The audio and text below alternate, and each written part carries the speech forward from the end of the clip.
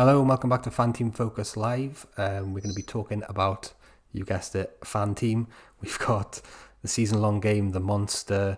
It's all happening, and because 10 game weeks have gone by, we're going to look at a lot of statistics. So I've got my boys here to join me.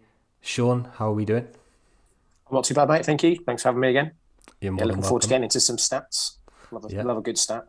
Yeah, so I hope you've had time to digest the slides that I sent you about 2 minutes ago. Um, Jack, we're joined by Jack as well, the NFL beast himself. Jack, how are we doing? Yeah, I'm good. Just come off another podcast talking about Fanteam NFL. So yeah, I'm good and raring to go tonight. Thanks for having me again.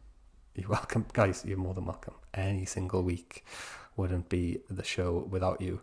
Sponsored by Ultimate Fan again today. If you didn't know, Ultimate Fan is a mixture between fantasy football and pack openings. There's £300,000 worth of prize money, and it's absolutely free to play. Okay, there are add-ons which you can pay for as well, so it's 18 plus. Please gamble away. There's a link in the video description if you want to get involved with Ultimate Fan, and as always, we are really happy to have them.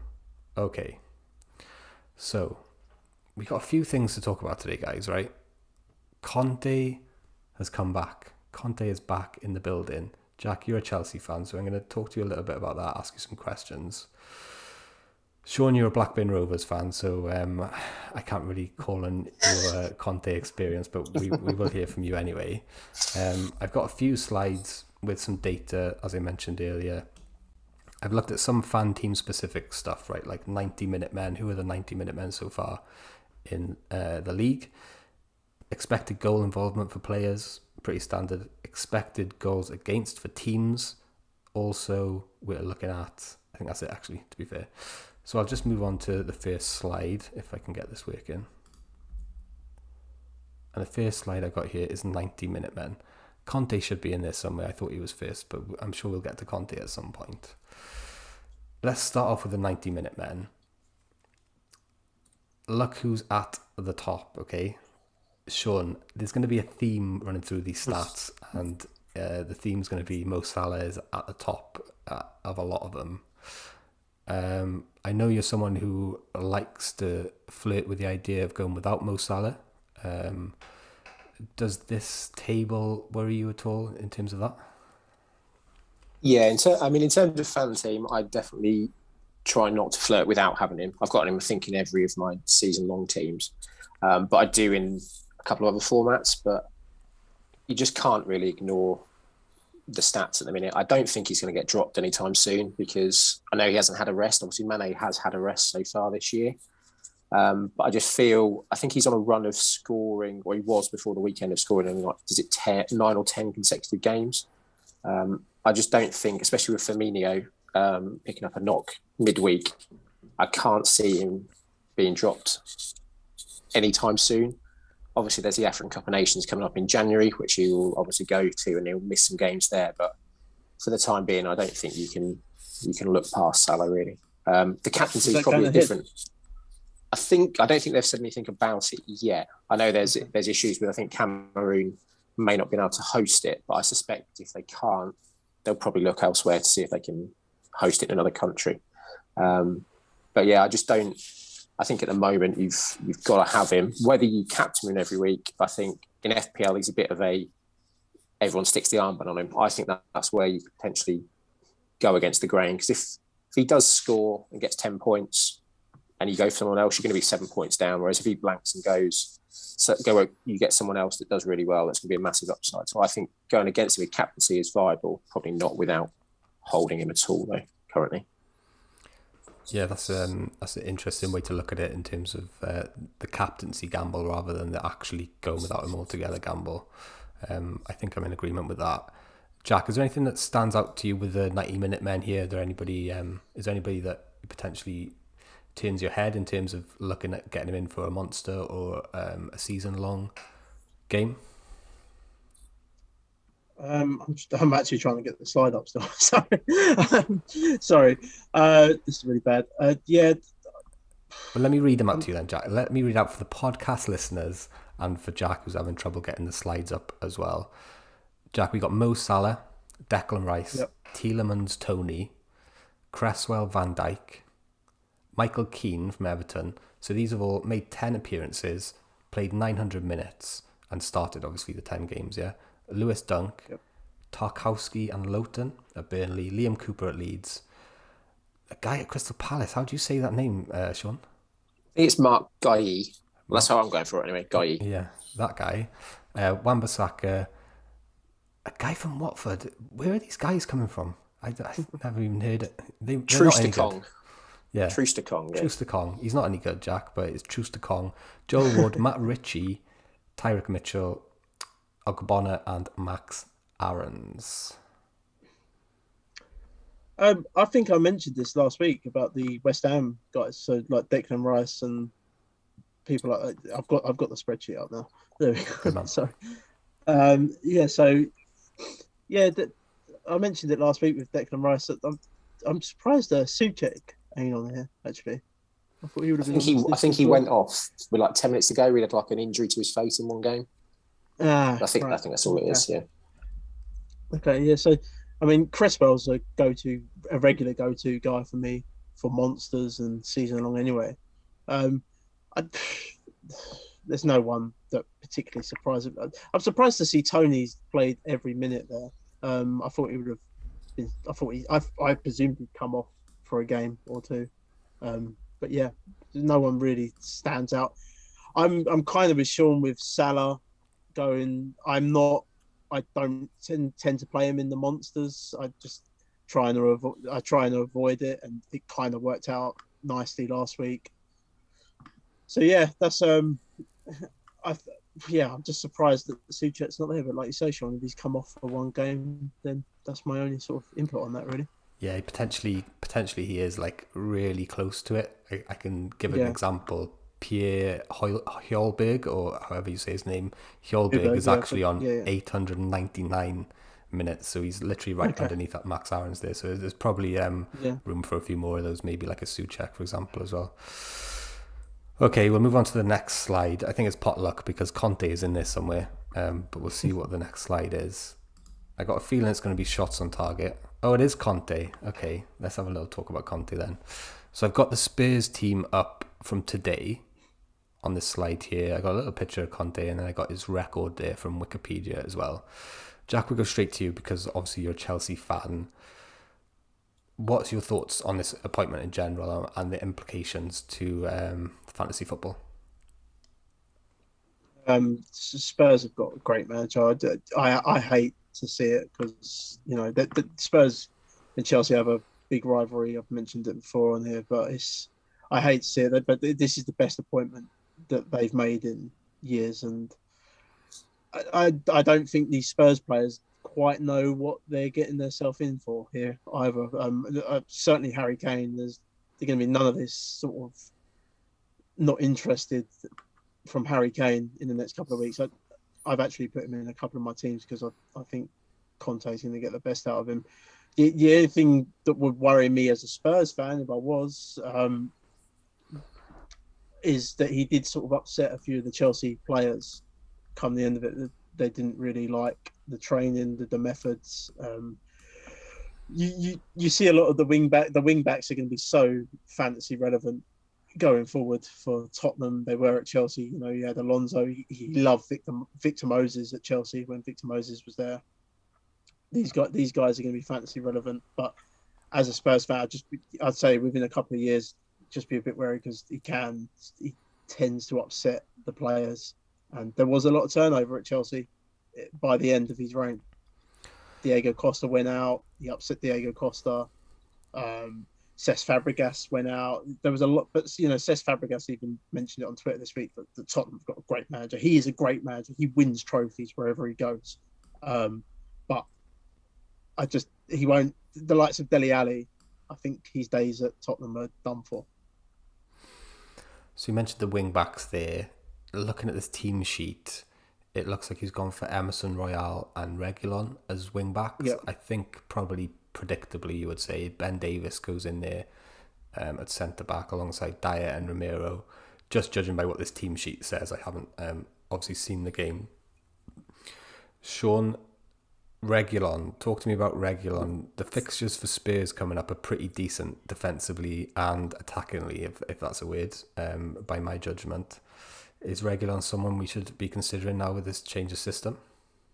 I mean, yeah, I think both him and Emerson Royale are both, if they are playing as high up as Conte's wing backs have done previously, I think both of them will definitely come into the reckoning.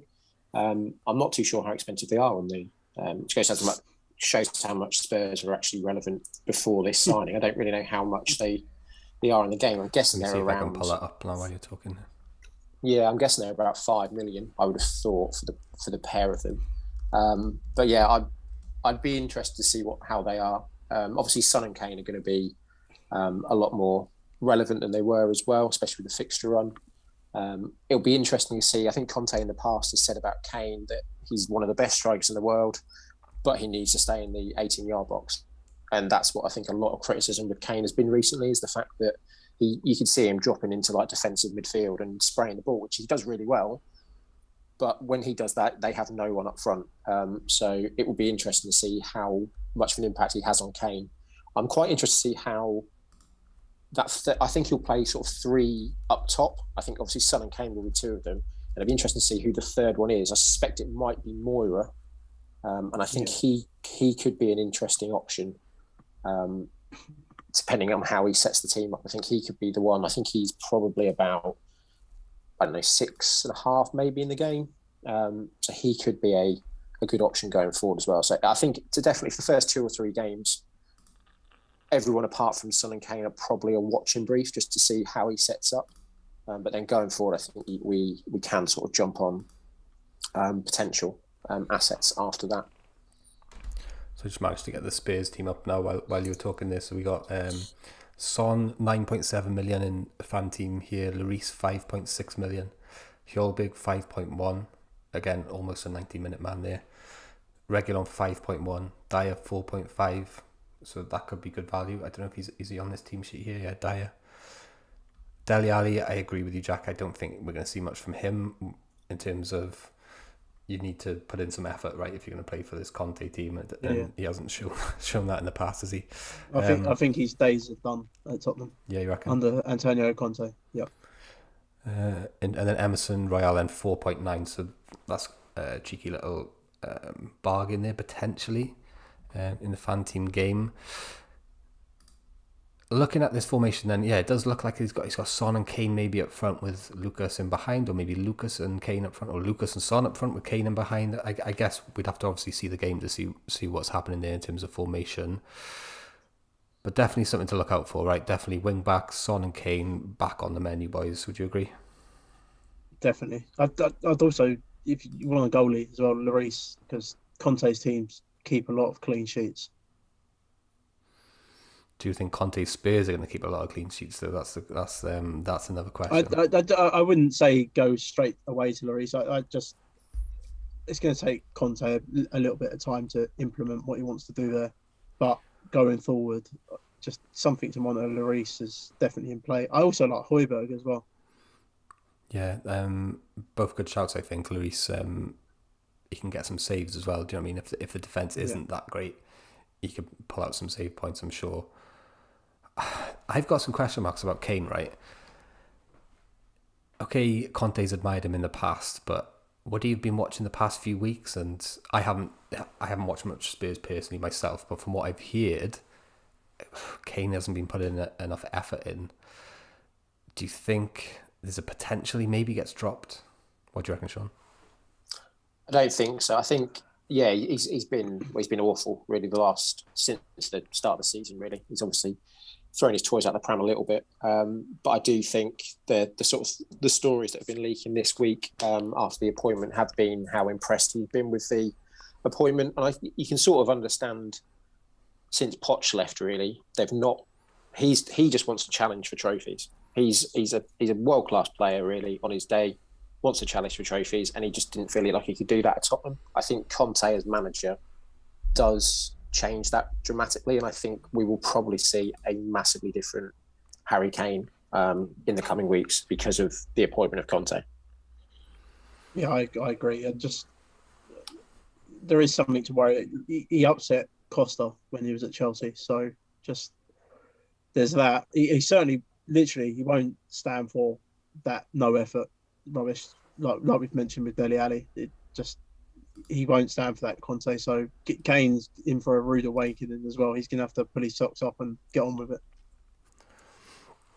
So I've got a table up on screen now, which has got the team performance, expected goals against, right, over the season. And like I mentioned earlier, 10 games, I think personally is a good kind of milestone to kind of start drawing decent conclusions from data like this. So I put together the top 7 and the bottom 7 performers in terms of expected goals against, just as a random number, because that's what kind of fits in this slide better. It's shown up some interesting things. So we got Man City and Chelsea have risen to the top of the expected goals against table, as you would expect, right? So essentially the best defence in the league, or the 2 best defences in the league, if you're judging by this metric. Then we got Brentford, Crystal Palace, Liverpool, West Ham and Wolves, which I don't think I would have predicted any of those apart from maybe Liverpool to be in that top 7. So we'll look at the best 7 first. Let me go to you first, Jack. What do you think about this? The top 2 doesn't surprise me, but I'm the same as you. The Crystal Palace one surprises the hell out of me. I wouldn't have seen that with them. I mean, they did keep a clean sheet last week, right, against Man City, which no one saw, I suppose. But yeah, that surprises me. The Crystal Palace one, even the Brentford one, shocks me as well, to be honest. I suppose maybe you could have caveats in there, right, for teams who have played against teams who've had red cards, or vice versa. That would probably skew the data a little bit in those teams' favour. So maybe that could be an explanation why Crystal Palace are up there, or maybe that's just trying to look for something that isn't there. What do you reckon, Sean? I think, top 2 are obvious, really. I'm surprised Chelsea aren't probably top over the City, but they're by far the 2 best teams. I think Palace have massively improved under Vieira. I think we said last week they've changed their style of play. I think they've got, rather than sort of your old-fashioned type defenders that they had under Hodgson, they've got a really good back 4. I think Joel Ward probably still fits in that sort of old-fashioned type defender, but they've got Gay, Anderson at centre-back, who are both ball-playing centre-back, so I think that does really help them. Gaeta is a decent keeper as well behind them, so that doesn't surprise me. Brentford, yeah, they've done well since coming up. How much Raya being injured will affect that, I'm not too sure, because obviously he's out for a few months, so that might be interesting. I think West Ham are probably in there at the moment, but when you look at their sort of next run of fixtures, I think they've got Liverpool, Wolves, Man City, Brighton and Chelsea in their next 5 games. So I think they will probably fall down that list, considering they've had relatively easy fixtures. And yeah, Wolves are probably surprising to be in there as well. But again, they early in the season, they didn't really concede. I think they lost the first 3 games 1-0, if I can remember rightly. But I think they massively dominated the stats on them. It was just the fact that the opponents had either penalties or one clear chance at goal, and that was it. So, yeah, does surprise me a little bit, a couple of in there. I think Liverpool are interesting on the fact that they have only conceded 8 goals, but they don't look as assured as perhaps they did before. Now, I don't know if that's necessarily defensively or perhaps midfield in front of them, because I think they are a bit low on midfielders. They're having a lot of injuries in there, so whether that lack of continuity in there is actually proving a bit of a problem defensively, but they're still a decent team. It's interesting, actually, the Liverpool midfield, isn't it? Because they lost Wijnaldum, and then at the start of the season they were playing Harvey Elliott in there maybe, and now he's had that big injury. Or they had Curtis Jones in there as well. They've had Keita. Good link for Blackburn there. Elliott was at Blackburn last year and properly was you can obviously tell he's a class player and looked to be having quite a good season. Like you said, he was playing a lot of games for Liverpool at the start of the season, and obviously that injury's ruled him out now. So Man United in the bottom 7 in terms of expected goals against. Does that surprise you, Jack? Not one bit. No, Man United are just awful defensively. Doesn't surprise me one bit to see them. Just going back to Brentford as well. Do you guys think they got found out last week and Burnley showed the Premier League a blueprint how to beat them? I think, yeah. I think there was something mentioned as well. I think when they're playing teams lower down the league, I think they will struggle more. I think they're going to be a team that if they play the sort of football that when they come up against a better team, top half team, they will look better because the other team will come out and play the way they just play. Whereas, like you said, teams like Burnley at the bottom end of the table they'll get down and play proper football, so to speak, if you want to call it that. And I think they could potentially struggle with that. So it'll be interesting to see how they do this weekend against Norwich, really, because you expect that will be it's a championship game from last year, obviously. So it'll be very interesting to see how that goes at the weekend. Someone who I'm interested in, who plays the worst team for expected goals against and the third worst team for expected goals against in the next 3 fixtures, is someone Jack brought up last week, who's entered my thoughts in the official FPL game, and that's Aubameyang. So I believe he plays Watford at home this week, then Liverpool, then Newcastle at home the week after. He's interested me quite a lot, Jack. Didn't get on the score sheet last week against Leicester, did he? He didn't, did he? No, he didn't. No, you had Gabriel and Smith Rowe got on the score sheet last week. He's certainly. I mean, he was coming into some form before that anyway. I'm not saying he's not had a bad game against Leicester. It just didn't get on the score sheet. But Arsenal, there's a lot of options in Arsenal at the minute. They do excite me as a team, and like you say, that fixture list coming up is quite tasty. Smith Rowe is certainly an option. Defensively, Gabriel as well. As a team, they do. There's certain pieces on them with Arsenal that excite me going forward. I mean, I take it you guys saw that save last week from Ramsdale as well. Yeah, he was insane, wasn't he? All game. Yeah. I had a little bit of banter with some Arsenal fans that that they were like, "Oh, you're not saying much now. Like, we spent all this money, blah blah blah blah." Yeah, you kind of had a world class keeper before and you sold him. I think that's where the underlying issues lie with that. But I mean, fair play to the guy. That I've not seen a better save than that. What he done last week, ever. So you mentioned Smith Rowe, 5.9 million in Fanteam, and cheap. Yeah, it's cheap. And Aubameyang's 9.5. Do you reckon I look at Smith Rowe instead of Aubameyang? Saka as well, 6.5. You don't fancy playing both Smith Rowe and Aubameyang? It's just I won't be able to get them both in. Do you know what I mean? I've only got so many transfers, and getting them both would be pretty cool, I guess. But I just don't think I can kind of physically get there without burning points. I'd say there were probably. Rowe... Sorry, Sean. I was going to say, I think there are probably more options in the midfield across the league than there are probably for the strikers. So. Yeah. Aubameyang may be the way to go because yes, Smith Rowe's playing really well, but you have got a ton of other options that you can have in that midfield. Whereas I think at the moment, the with injuries to like Bamford and Calvert-Lewin and Lukaku, there isn't a long list of strikers you would be putting in the team at the moment. Yes, Kane maybe in a few weeks, but at the moment, would you put him in? Probably not. I don't know if you guys follow FPL Salah over on Twitter. He puts out the bookies odds every week for goal scorers, anytime goal scorers, aggregated through odds checker, etc. Aubameyang's 54% above Salah. It's got me thinking. I would go, like Sean said, I would go with Aubameyang. There's more options in midfield, definitely, to go with.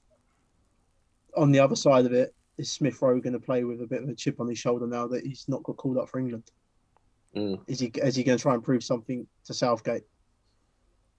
So that's the other side of it. If you can, certainly, I'm not against getting both of them in a team this week for sure. But if I'm going to go with one that I'm like Sean said, I think you go with Aubameyang because there's more options at midfield.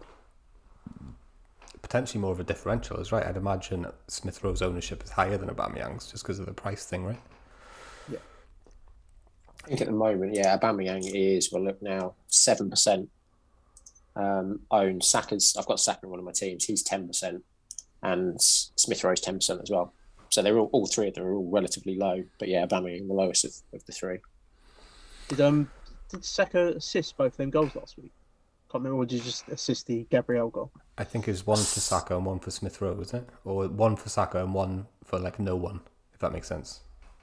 Yeah, I think so. Yeah, I've just got the stats up. Yeah, just so he assisted the first goal for Gabriel, and then Smith Rowe scored the other one.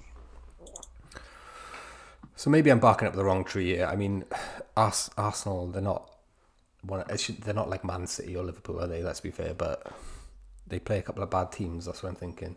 So I got Sean's team up here. This is £1 million team. I'll read it out for the benefit of if there's any audio listeners out there. Sarr in goal, Chilwell, Christensen, and Cancelo at the back. Sean, let me just check this is the correct team this week, yeah? It sounds about right so far, yeah. Salah, Jota, Saka, Mount, Antonio, Tony, Ronaldo, and then on the bench, Woodman, White, Norgard, is that how you say his name? And Matip. Talk us through the team there, Sean, for this week. Yeah, so this is the top one. I think it's just outside the top 1,000, so not doing too bad. I've got double Chelsea defence. Not too bad. I've got Chilwell, which is decent. Obviously, we'd rather have James at the minute, but I think Christensen's, when he plays, they tend to keep a clean sheet. It's just whether he's going to play or not. But luckily, at the minute, I've got White as my first sub, who is playing Watford this week, so I'm happy enough with him as the first sub. Cancelo as well.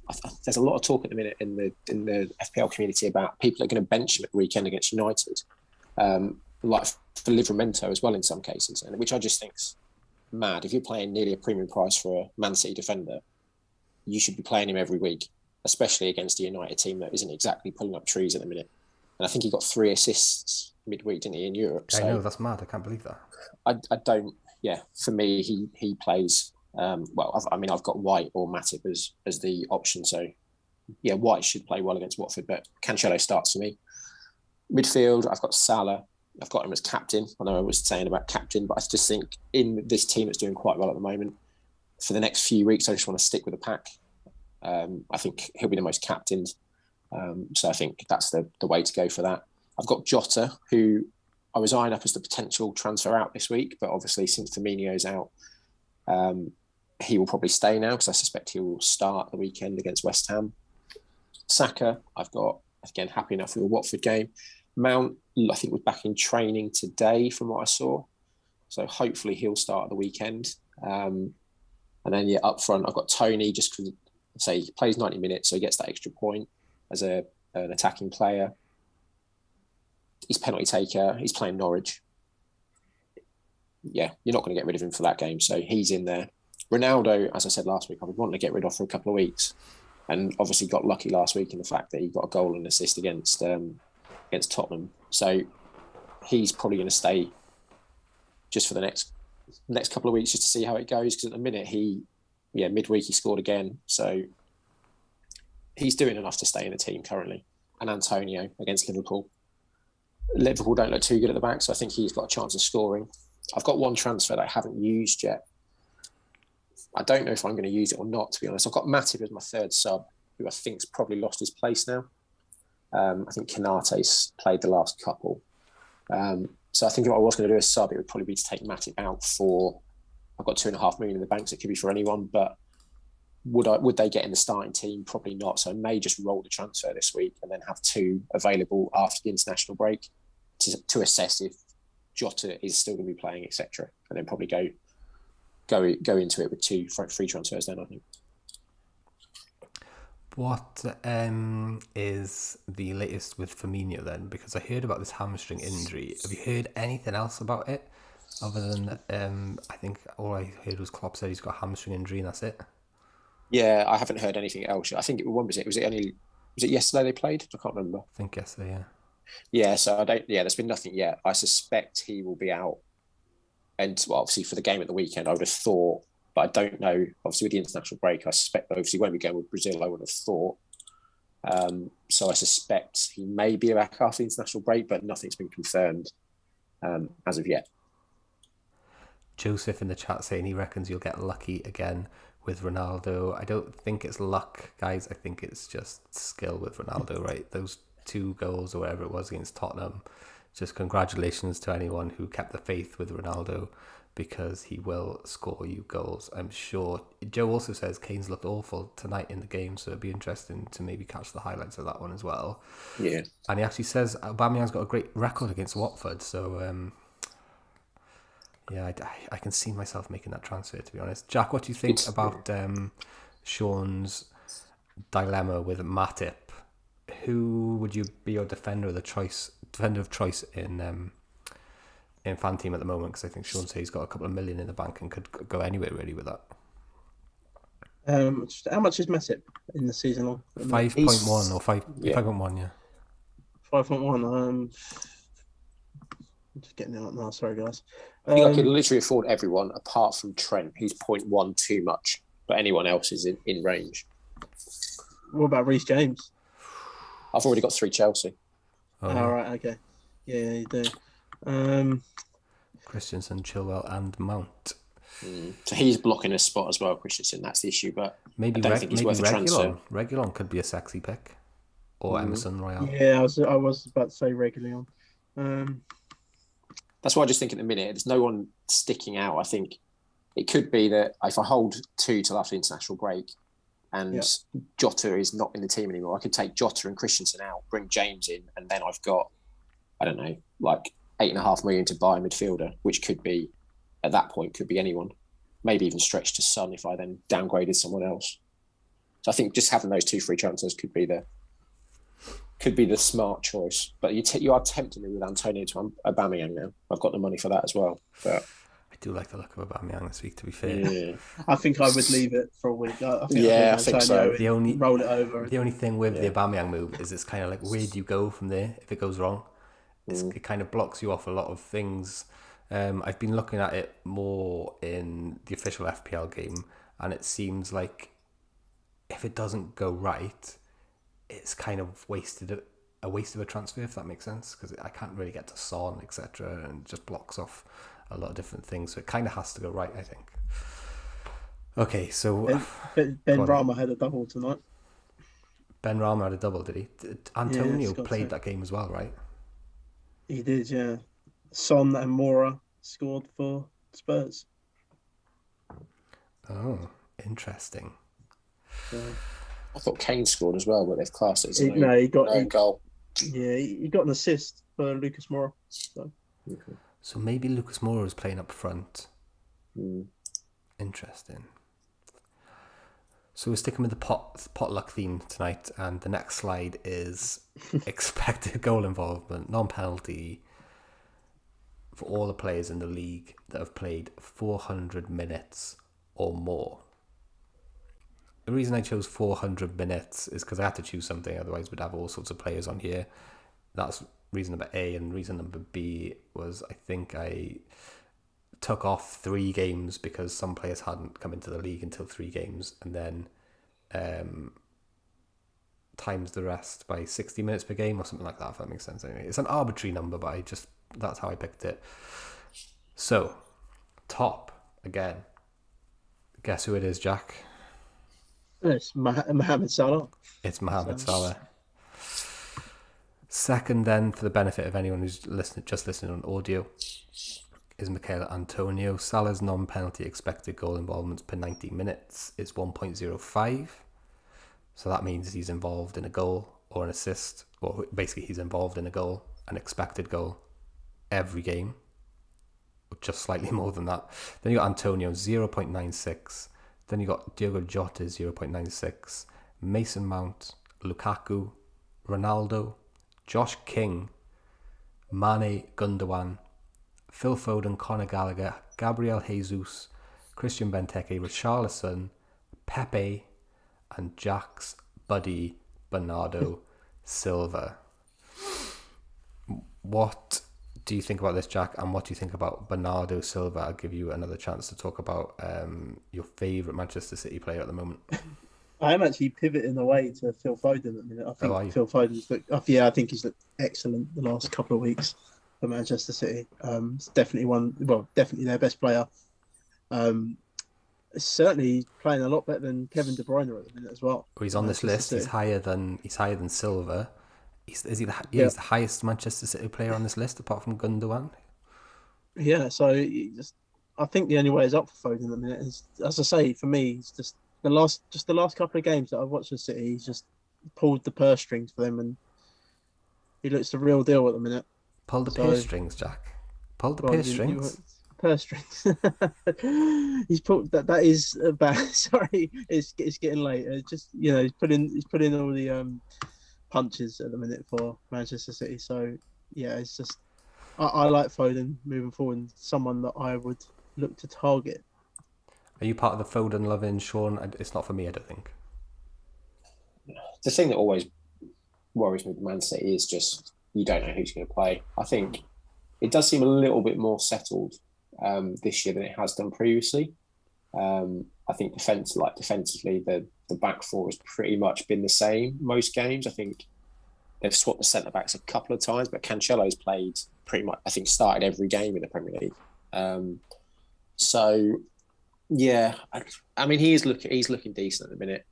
I think he's probably a little bit overhyped at the moment. I mean he scored twice against Brighton, but I don't think I saw the full highlights, but I think one was basically got hit off his backside into the goal.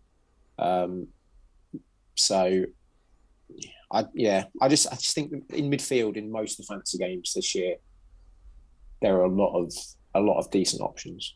And I think for the money in Fanteam, what is he, about 8 million, 8.2, something like that? I think Phil Foden, 8.2, yeah, exactly. Yeah. So I think there are probably, I mean, I'd be more tempted really to go, again, we've said about the lack of striking options. I'd be tempted to go with Jesus.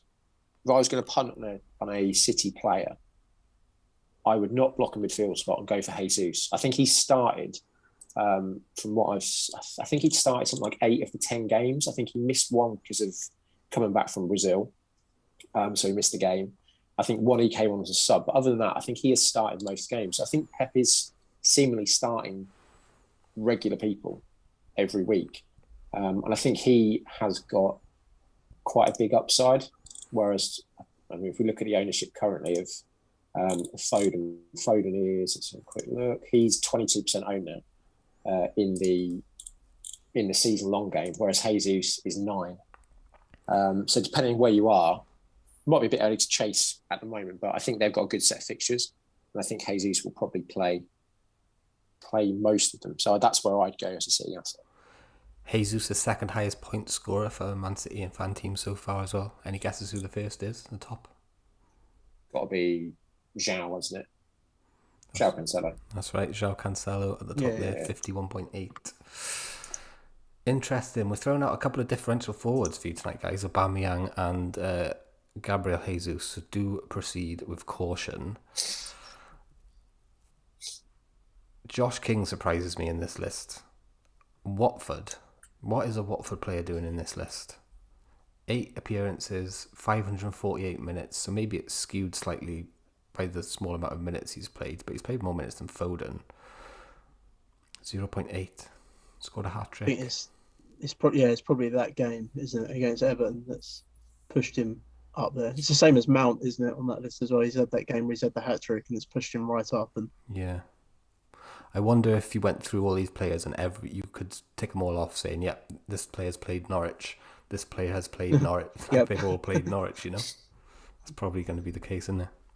I'd be interested if you could sort of, it's quite interesting, especially over a short time, but if you had like 10 games and were able to take off sort of like the best and worst game that person's had and then see what the stats show off that, because it would sort of give you a bit more of a rounded view of what they regularly do over a 10-game period, rather than just, like you said, if they've had one decent game like King against Everton, it could massively skew the points currently. That's a good idea. That'd be interesting to do, wouldn't it? Sounds like a lot of hard work though, unless you've got the know-how to do that. Sounds like a good hour job.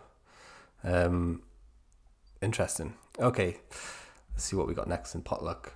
Oh, we got shots on target. This is a good one for Fanteam, right? Very important, would you say? Shots on target in Fanteam. this year. Jack, guess who's top? Shots on target, Salah. It's a theme. I told you at the start it's going to be a theme in today's podcast / live I've stream. not even got that sheet up, and that's just it has to be. It's the best player in the world. Just to read it out again, if there's anyone listening on the audio, 24 players on the shots on target list. Starts off with Mo Salah on 24, ends with Chris Wood on 9. In between, you've got Michail Antonio on 13, then Mason Greenwood, Ismail Sarr, Jamie Vardy, Jared Bowen, Sadio Mane, Rafinha, Aubameyang, Cristiano Ronaldo, Heung-min Son, Ollie Watkins, Harry Kane, Ivan Toney, Conor Gallagher, Andros Townsend, Leandro Trossard, Phil Foden, Said Benrahma, Diogo Jota, Emile Smith-Rowe, Emmanuel Dennis, and Matthias Klick. Thoughts on this, Sean? Yeah, I mean, it's obviously not surprised that Salah's top. Again, Greenwood as well, from a couple of games, I think he just shoots from anywhere, doesn't he? I think there was a game, I can't remember who it was, but he basically could have played in other players for goals 2 or 3 times, but just was cracking it, a goal every time. The one that does surprise me a little bit, Sarr doesn't so much in the fact that he plays most minutes, and before King came and started playing, he was the talisman of the team. The one that does surprise me a little bit is Jared Bowen. I think I put a thread out earlier in the week on Twitter about the sort of the differentials players that were under 10% owned, and a lot of people have got Antonio and Benrahma in the season-long game because of the start that they both had, which is understandable. But there were 3 options from West Ham that both have done really well. So Declan Rice, as Jack mentioned earlier, he's really cheap. He's played every minute, and obviously he's been involved quite a lot in terms of goals. He's one option, but the other 2 were Fornals and Bowen. They've both started every game this season for West Ham. And their ownership is a lot less than Benrahma. But obviously Benrahma has popped in with 2 goals tonight in Europe. But I do think Bowen especially, I think he was rested. I think he came on. I don't think he started the game. I'm surprised he didn't get in the England team, in the England squad today. I thought there were 2 or 3 players that may well have made it. I think him and Cresswell from West Ham were 2 that I thought would get into the squad. So I think he is a really good one going forward. He's had, 12 shots on target, but sort of 7 of those have been in the last 4 games. So he's really sort of starting to come into his own. But the problem with West Ham is, as we mentioned earlier, those fixtures are difficult. So it'll be interesting to see where they sit in the table after their games against Liverpool, Man City, and Chelsea coming up in the next 5. And I do love. I'm a bit of an Ollie Watkins fanboy as well. Again, he missed the first couple of games, but he's another that just shoots on sight. And I think Ings is injured for tomorrow night, so I think he could be an interesting pick. I've got him in FPL. That's a good shout. They play Southampton, don't they? Yeah. So I think they will. I think he should do all right tomorrow night. Hopefully. That's a good shout. And Ollie Watkins against Southampton, I do like the look of that. A little bit under the radar. Jared Bowen came to my attention recently as well, doing one of my watch list videos, I think, for FPL. His underlying numbers have been bubbling away since he came to the league, and even before he came to the league in the Championship, they were really good as well. And lately, he's looking good in terms of data. So, and if I did you say he didn't start tonight in the Europa League? Yeah, I don't think he did. I think he probably came on for Antonio, I think, at the hour mark. But the West Ham assets at the moment, if you look on Fanteam, you can literally throw a blanket over Antonio, Benrahma, Bowen, Fornals and Rice's points. There's 10 points between them this season. And I think those 3 low-owned ones could be a different way to go after potentially these tricky fixtures. Yeah, but Bowen come on 58th minute tonight for Antonio. Interesting. But again, like you say, Sean, the fixtures, that's the big problem in it with Bowen. If it wasn't for those, then I'd consider going there. But yeah, it's just... okay. Let's have a look here. Jack, I'm not sure if we haven't got your thoughts on here. Smith-Rowe, shots on target, 9. Someone we spoke about earlier. Any Chelsea players on there? I can't even get the spread that slide up, mate. So Jack, what's going on with your slides today? But I don't know. It's slides are not. let me count to see how many Chelsea players are on the shots on I think target there are any. list. 0. I can't see one on there. 0. Which does surprise me. Does that surprise Jack? 0 on there? Surprises me. Let me have a look. Chelsea just create chances and so many players. No, it doesn't surprise me because there's so many players that shoot for Chelsea, score for Chelsea. No, it doesn't. That doesn't surprise me that none of them are on that list. So the bottom total is 9. So I'm just gonna pop on. This is from SofaScore, so I'll have a little look, see if I can find who's on 8 shots on target. And I'm sure there'll be a Chelsea player there, right? I think I've got them in front of me. I think they've had the second most shots on target this season, Chelsea, but the most they've had is 7. Oh, from Mason Mount. Really? Yeah. Other than that, yeah, that sounds about right because they're just the chances come from everywhere for Chelsea. Yeah. It's very hard to predict who's going to score for Chelsea week in, week out. So especially with Lukaku out and Werner out, the goals are just coming from everywhere. So yeah, it doesn't surprise me that there's not a Chelsea player on that list. I would look. I'd hope to see Lukaku on that list come the end of the season, though.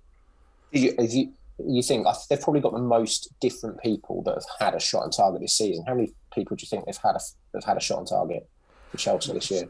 For Chelsea, Jesus, I'd say over 11. Oh yeah, I'm going to go 16. 18 different people have had a shot on target. 18. Yeah, which is just mad, isn't it? I think that there's obviously less people that have not had one. In fact, if I look at people that have actually played, I think there's probably, looking at this list, Sarr, the centre back, Azpilicueta, and Christensen. They're the only people that have not had a shot on target for Chelsea this season, other than obviously Mendy as well.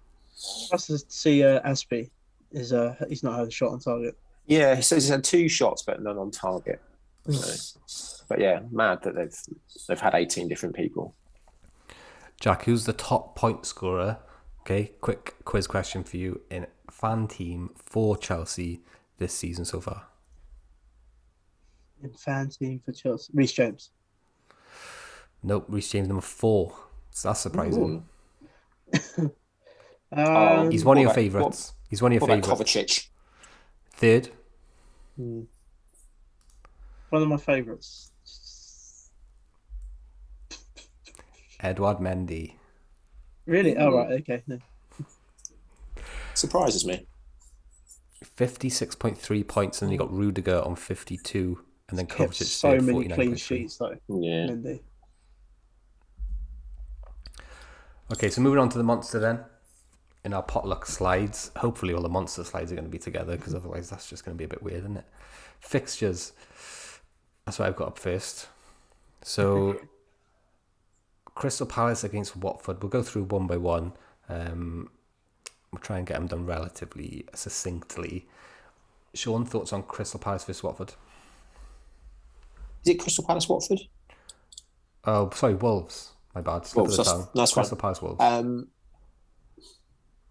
I think it'll probably be a tight game. I don't think there'll be many shots. I think both of them are relatively sort of shot shy this season. Is it Wolves? Crystal Palace at home, aren't they? Yeah. I would probably edge just towards Crystal Palace.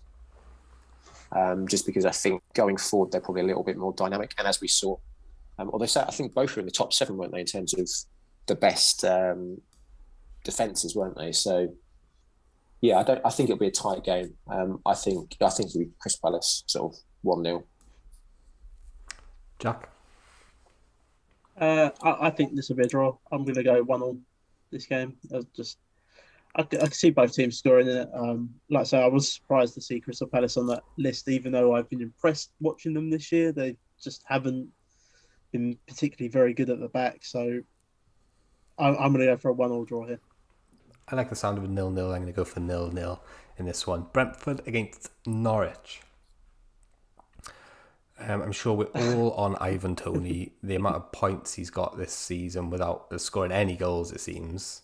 is mad. How many goals? It's just a case. Is it just a case of how many goals did Brentford score? Or is there more to it than that, Jack? I think you might call me mad here. No, I always like a nice out there prediction. I just think Burnley. I know Norwich are not really a Premier League team. They're a very bad Premier League team. But I think Burnley showed the league a blueprint on how to get a result against Brentford. I think Norwich might nick this 2-1. Well, I suppose if they're going to win a game, why not win it against a fellow promoted team? Didn't Norwich win the championship last year, right? And Brentford came second or third or fourth or fifth or something. Brentford come up through the playoffs. Yeah, exactly. So, yeah. I don't know. Just call me mad. I've got a funny feeling that Norwich nick it. You're mad. Win. Yeah, I know. No, I don't think so. Really, I think that's a perfectly reasonable prediction. What do you reckon, Sean? I mean, the stats all point to Brentford. I think Norwich have had 9 shots on target in the last 4 games. I think that's where they're lacking this season. I say this as someone that's got Timu Pukki in my FPL team. Don't ask me how. What's going on there? My front line in my FPL team is shocking. I'm concentrating more on Fanteam. We'll put it like that. But I think Brentford, you've got to go for Brentford win. I say that as someone that has actually got a Norwich player in my monster team, but Brentford look like they're going to win. They should win. I'd say probably I'm going to go 2-0. I think Tony will get off the mark finally. Well, not off the mark, but we'll score again in this game. Joseph Elliott joining in the chat says Brentford win, no danger. Chelsea against Burnley at home, surely a convincing win for the boys who like to spread their shots on target out. Jackie boy. Yeah, I would have thought so. I think Chelsea win this game 2-0. I don't think it'll be easy for Chelsea, but Burnley are a bully boy of the Premier League, so it's certainly not going to be easy for Chelsea. But Chelsea at home quite favourably favour them in this game, so Chelsea win 2-0. Would he be captaining any Chelsea players there, Sean? Reece James, maybe Alonso if he plays. I think you've got to back the Chelsea defence in a minute, especially the wing backs, just because of how productive they're being. I probably still will back them until the wheels come off. I think Burnley will, as opposed to Newcastle that did just sit in for the full game and hope to get a draw. I think Burnley will come to play a bit. I think they've got the players to do that with McNeil and Cornet. It just depends. I think it depends what centre backs that Tuchel plays at the weekend, because I think they will be an aerial threat. We know that from Burnley. But yeah, you've got to go with the Chelsea win. I'm going to go 2-0. I think I heard on a podcast I listened to that Aspilicueta is likely to play because Thiago Silva has played 3 games in a row, including midweeks, and that Tuchel likes to play at least one of those 2 as like a leader. Just a little something I picked up from listening to, I think it was the FPL wire, maybe he's off on there. I think he's a Chelsea fan. I think Rudiger will love this game. He's a bully as well, so he'll love this game. Yeah, I could see them playing Rudiger, Aspie, and I reckon Chalobah will probably play this game as well. Yep, agreed. Brighton, Newcastle, the richest club in the world, travel down to the south coast. I'm going to go for a juicy 0-0 again for this one. Boring, but I just think that's what's going to happen. What do you reckon, Sean? I think this is going to be a Brighton win 2-0.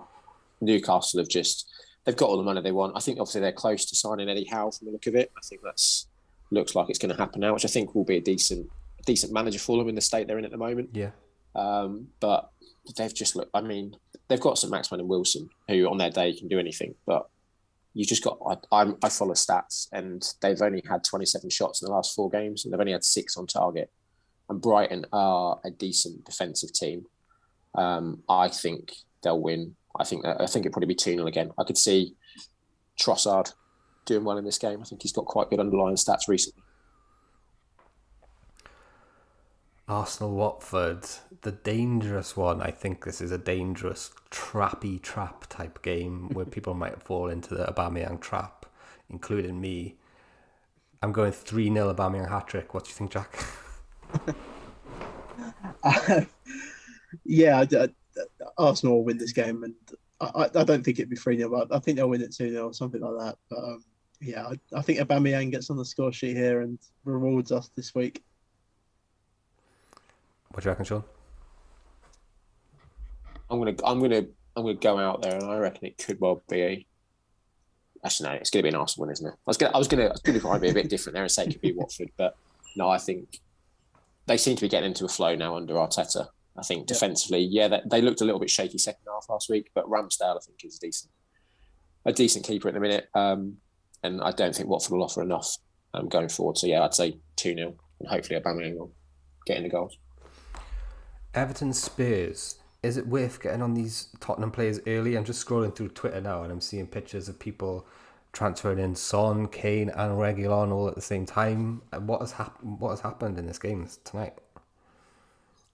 I think Spurs won a game. I think that's usually enough to get people excited, isn't it? But I mean, I've just said that and I've just looked at my monster team and I've obviously gone crazy for Spurs as well. But I did do this before the game. But yeah. I think it's more to do with, yes, Conte will have been there a couple of days, but I also think Everton look absolutely woeful. So I think they're missing Decore, they're missing Calvert-Lewin. I think they're a team to attack at the moment. I think the new manager bounce at Tottenham is the perfect time to do it. So I'm going to go Tottenham 3-1. Yeah, the pressure's on Rafa as well, and this is not the game that you want to be going into if you're him. Yeah, he doesn't sound like he's confident of turning it around either. He's just like, we got bad players, we got injuries, and it's just we're not very good. Yeah, I think the pressure's unfair as well. They've got a lot of injuries at Everton, but I mean they're Evertonians are always going to hate Rafa Benitez anyway. So it's a no-win situation for him. It was a very strange appointment in the summer. I bet he wishes he'd hung on now. I think he'd have gone to Newcastle, wouldn't he? 100%, yeah. Yeah, well, I've been listening to TalkSport the last couple of days, and loads of Newcastle fans ringing up, get Rafa back, and so. But they've gone a different direction anyway, which I agree with you, Sean. I think it's a good appointment of Eddie Howe. I'm not too sure about the Eddie Howe thing, but I guess we'll wait and see. I think it's better than Unai Emery. For what they need at the minute. Yeah. I don't think it'll be a long-term appointment, will it? Well, I think he could be there. It will steady them up as a Premier League team, and then they will probably go for a European manager to then take them to the next step. I think that's what will happen. A bit like Man City did when they got the money. They're going to build like Man City. That's how they're going to do it. So, but they need to stay up. So that's it. I don't think Eddie Howe is the man for what they need right now. I think he's a good manager and he'll get them playing the football that they want to be playing in a few years' time. But is that what they need now? I'm just not convinced. I think they might go down. Leeds Leicester. This is a difficult one to predict. I think it's got goals in it. Maybe like a 2-2. Yeah. That's what I was going to say. Goals galore this game, and yeah, I think it'll be a score draw, a high scoring draw as well. What do you reckon, Sean? I think Leicester might win it. I think they're top for shots on target the last 4 weeks above everyone. Leeds don't look great at the back. I think they miss Ayling quite a lot. And they're missing Bamford. I don't think he's back for the weekend. Yes, they've got Rafinha. But the thing that worries me with Leicester, every time I watch Leicester, on highlights or a game, Soyuncu just looks... He's got a mistake in him every game. I don't understand how he gets in the team. I know they've got Fofana out injured at the moment, but I think they'd be a better team without him in it. But I still think Leicester will win. I'm going to go probably 2-1. Interesting. West Ham, Liverpool then to round it off. West Ham are a decent team, aren't they? They're very surprising for me this season to see how decent they are. I think, though, they lose this game. Maybe like a 1-0 Liverpool. What do you boys reckon? I think Liverpool win this game, and I think they win it quite comfortably. I saw listening to TalkSport, like I say, during the week, and they've been saying on there that Liverpool, at the minute, are probably the best team in Europe, and I don't really disagree with that. And I just think they'll carry that form over against West Ham this week. And this is like we said earlier, West Ham got a hard run of fixtures coming up, and this is the beginning of it. And I think Liverpool win the game 2-0. I was listening to TalkSport earlier as well. Were you listening to, was it Andy Goldstein, Jack Yep. Wilshere, and Darren Bent? Yeah, I actually thought Jack Wilshere was Jack Grealish when I first heard him. So I do like Goldstein. He's quite funny. He used to do the sports Yep. bar. That used to crack me up all the time. What do you think about this game, Sean? I think a lot is going to depend how Moyes set up. I think last year when they were in a really good run of fun at the end of the season, they then, when they played the bigger teams, sort of changed the way they played. I think if he plays the way he has been with the same team, same formation, I think they could cause a bit of an upset. I think the midfield will probably be where they can win it. I think Rice and Souček are playing amazingly, Rice especially this year. And like I said, going forward, I think Bowen, Fornals and Ben Rama are playing really well. I think they might surprise. I think they'll definitely score at Liverpool if they play the same way they have been. And I think they could get something. I reckon it could be 1-1. Can't argue with that at all. What have we got next in the lucky dip? We got Sean's a monster team. For the benefit of anyone listening on audio, he's got Tim Krul in goal, Chilwell and James and Reguilon as a back three, Zaha, Son, Trossard, St. Maximin, Sean's boy by the sound of it, Jared Bowen, Harry Kane, and the man himself, Pierre-Emerick Aubameyang. Talk us through it, Sean. Yeah, so I've gone for Krul in goal because he's one of the. I think there's about 3 or 4 keepers that are really cheap this week. He's one of them. I think a lot of the others are playing the big teams. I think Brentford, they may well score against Norwich, but I think given the price saving you get on him as a goalkeeper, I think he's probably a decent play just for the money. Go elsewhere. 5.5 million. Most keepers don't get a huge amount of points, so I'd rather spend less on one that's got a chance of keeping a clean sheet. Yeah. I've then gone double Chelsea in defence, as we've said. Luckily for the monster, we get to see the Chelsea team. So I can pivot to Alonso. If he plays to the Chilwell, it doesn't look like he will. I think if Azpilicueta plays right wing back over James, I may not go double Chelsea. Like I said, I wouldn't surprise me if Burnley did score, and I don't really want 2 Chelsea fullbacks if one of them is Azpilicueta. So I might change that depending on the team sheets. Yeah, I've gone triple Spurs. So like those people that are going mad at the moment, I just think in the monster, they're relatively cheap. I think they're favourites over Everton, but I think they're only like 9 million-ish. I think Son and Kane are. So I've gone for the double with Reguilon. Sorry to stop you there, but Son 9.8 and Kane 9.4. So decent value, right?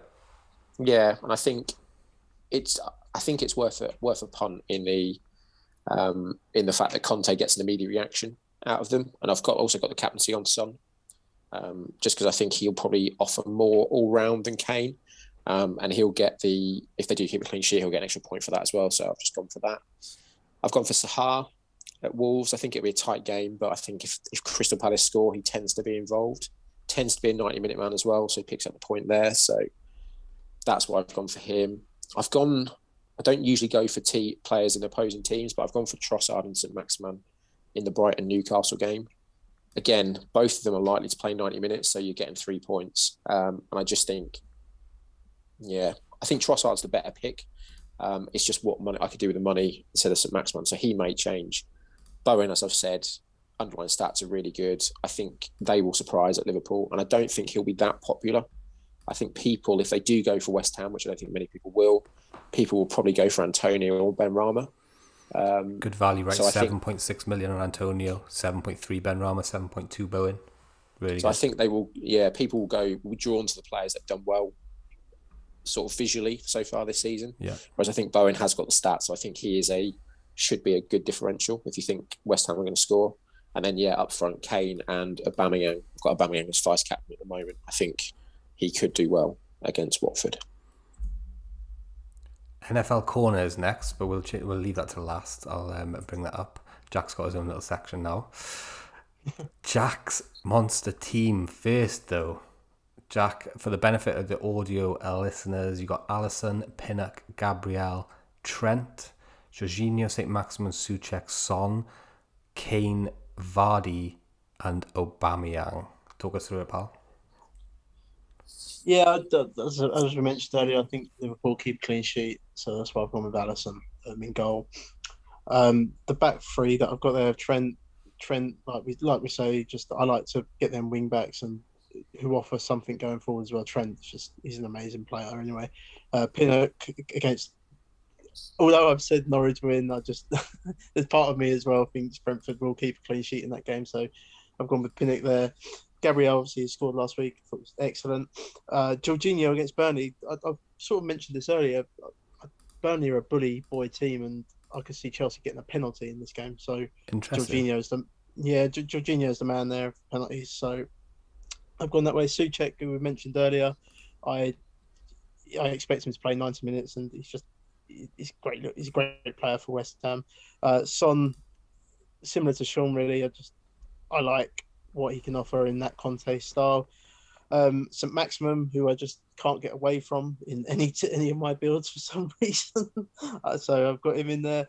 Vardy against Leeds, like I mentioned, I reckon there's goals in that game. I've got Aubameyang in for a similar reason against Watford. I think he scores a couple of goals, and I've captained Kane. I think Kane gets that kick up at you know what, and comes good this week against a poor Everton team who have got injuries all over the place. I like the team. You got your prices up there, so there's no need for me to say them. But Aubameyang backed heavily by the team today. I think it's fair to say we all really fancy him a lot, right? Yeah, definitely. I can't see him not scoring in that game against Watford. Watford are poor defensively. Jack, we all know what your passion for FPL is. For NFL, is unrivaled. You've been a busy boy today. Talk us through NFL Corner today, and Sean, I'll hand over to you to ask the questions because you're a lot more knowledgeable than I am. Come on, Jack, you go first, pal. NFL. So you want my team? I'm just trying to get my team up. Sorry. Yeah, so I got your team here. Do you want me to read it? It's all right. I can read it for you. You got it. It's fine. So yeah, I've gone for Tua at quarterback. This game, the Dolphins play the Texans. Neither of these two teams can run the ball. So the total amount of points for this game is going to be quite high, and I just think we're going to have a little bit of a mini shootout here. And it's a game that I don't think people are going to quite expect a shootout in. The Texans also are giving up the 27th most fantasy points to opposing quarterbacks in the last 2 weeks as well. So I like two of these. Tua's been good as well. There's been a lot of talk that the Dolphins would trade for Deshaun Watson from the Houston Texans over the last couple of weeks. They haven't. The trade deadline has now passed. I am quite glad that they haven't. I think Tua's been given a rough ride there, and I think he shows himself this week and comes good. So I've stacked him with tight end Mike Gesicki. The Dolphins are using Mike Gesicki like a wide receiver on this team anyway. And as I've mentioned this a few times, I've been attacking the Texans all sort of year with opposing tight ends. They give up the 28th most fantasy points to opposing tight ends on the season. So it's just they've given up like a touchdown in every game except last week. They didn't give up a touchdown to the position. So I've got my little mini stack there, and the bring back for that is Brandon Cooks of the Houston Texans at 15.4 million. The Dolphins, again, they're giving up the 28th most fantasy points to opposing wide receivers on the year. So it's a great game. Like I say, I'm sort of all over it. Neither team can run the ball, and there's going to be a lot of air yards in this game. I love all the pass catchers for both sides here. At running back, I've gone for Zeke against the Denver Broncos. The Denver Broncos were poor against the run anyway, but they've also now just traded away probably their best defensive player in Von Miller to the LA Rams. So in the last 2 weeks, the Denver Broncos are giving up the 29th most fantasy points to running backs. I've gone with Alvin Kamara as well. This one I might change because the Saints, I don't know who's going to be their starting quarterback yet. If it's Taysom Hill, I did sort of just mention this on the other podcast I was on. If it's Taysom Hill, I would probably be off of Alvin Kamara because Taysom Hill tends to vulture the goal line touchdowns. So it's quite an infuriating person to watch at times when you've got a fantasy interest in it. But if it's not Taysom Hill and it's Trevor Siemian for the Saints, I will be all over Alvin Kamara against the Atlanta Falcons, who ranked 25th on the year to opposing running backs. And I've done, I don't know if you can see it on the slide there, but my defense is the Las Vegas Raiders against my New York Giants. The Las Vegas Raiders are getting the most pressure on quarterbacks, and any NFL fan knows what happens when you get pressure on Daniel Jones. He fumbles the ball, he throws stupid interceptions. So I like the Las Vegas Raiders defense this week, and that's why I've also stacked it with Josh Jacobs there against my New York Giants. The Giants, they're kind of middle of the road against opposing running backs, but there has been a bit of a off story this week in the NFL. The Las Vegas Raiders have just lost their starting wide receiver. He's basically drink driving incident. He's killed someone. It's a horrible situation. So there's going to be I don't even really want to talk fantasy anymore now. Now I've just said that, but it's a horrible situation. But the targets are going to go somewhere else now, and I think the Vegas Raiders will rely on their run game a little bit in a favourable matchup against the Giants. And once again, I've gone with Jamar Chase of the Cincinnati Bengals. This guy just catches touchdowns for fun, and the Browns they're just awful. I think they've had 3 interceptions all year, the Cleveland Browns, so they're just awful against opposing quarterbacks and opposing wide receivers. So Jamar Chase and the Bengals get right this week. Brilliant bounce back game for them. And Jamar Chase catches a couple of touchdowns for us. Sounds decent. Yeah, no, I mean, I pulled one together earlier, and I've got quite a few similar. I've got Chase, I've got Elliott for the Cowboys.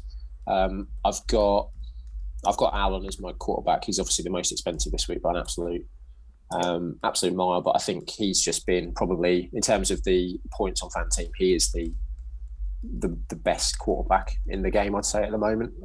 So I've gone for him and doubled him up with Stephon Diggs. At some point he's got to have a breakout game, I would say. Definitely. And he's against the Jags this week. So I'm hoping that will be the game. I've gone for Patterson at running back for the Falcons against the Saints. Probably not the best matchup. But I just think the Saints are the third against opposing running backs in the year. So but he does see the receiving work, and the Falcons haven't really got a lot else. So I can see where you're coming from. I've got a couple of sort of cheaper players. I've got Ozamar from the tight end from Bengals as well. I just think they're just throwing the ball a lot, aren't they? I know they've got Mixon running back as well, but he's seeing a lot of work. I've got Gordon from the Broncos. Again, I think he's seeing a lot of the work currently. He's cheap option as well this week. Yeah, he's only 11 million, 11.2 in the game against the Cowboys. So I've got running backs on both teams in that game. And then I've got Thielen at the Vikings as well. They do tend to share it around a little bit at the Vikings, but I think he sees his fair share anyway. And then I've just got the Bengals special team as well. Just it's the best I can afford at the end, basically. So tends to be the case in the DFS when you've got Jack. What you've got left, you put it into defence. Community question, sorry, Jack. Is Mike White a good pick? Apologies for butting in there. Is Mike White a good pick tonight? Yeah, we got someone in the chat just named A, capital A, is asking, is Mike White a good pick? I'm assuming that's NFL because I don't know if Mike White in the Prem. He's the quarterback of the New York Jets currently. What do you think about him? It's a showdown game tonight. I mean, the Colts they're 23rd against the position on the year, so it's not a bad matchup. I would be very wary though. I mean, if it's all you've got, then you're gonna have to go there. But I'm personally any showdown contest I'm playing tonight, I don't have any Mike White in there. There we are. That's it. Good. The Colts are a good defensive unit. Very good defense. They're very good against the run as well. So I think Michael Carter's going to be very popular tonight. But I'd be very wary because the Colts are extremely good against the run. Perfecto. I think that's it for tonight, lads. We're all done. Very nice having you on. Lovely chatting football and NFL with you as always. Jack, what have you got going on this week coming up? Anything you want the good people to know about?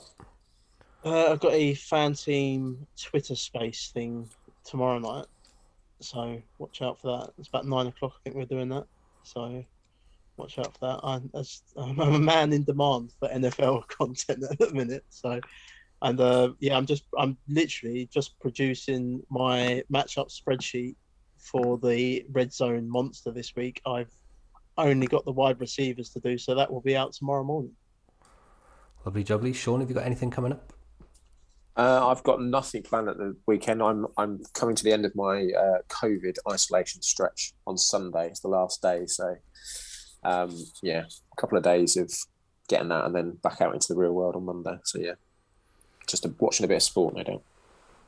Happy days. Well, I hope that goes well for you. And obviously, I hope that you recover 100%. Have you had any symptoms or anything? Lethargic, really. And then just, at the minute, I'm not tasting much, which is a blessing and a curse, I suppose. But yeah, other than that, I think touch wood at the minute seem to be getting away with it. Relatively minor in the grand scheme of things. Well, that's good. Guys, thank you very much for joining us. If you have been watching, don't forget to leave us a like, hit subscribe if you're new, or if you haven't hit subscribe yet, that really helps us out. And that's it. Thank you very much for watching, and we'll see you soon.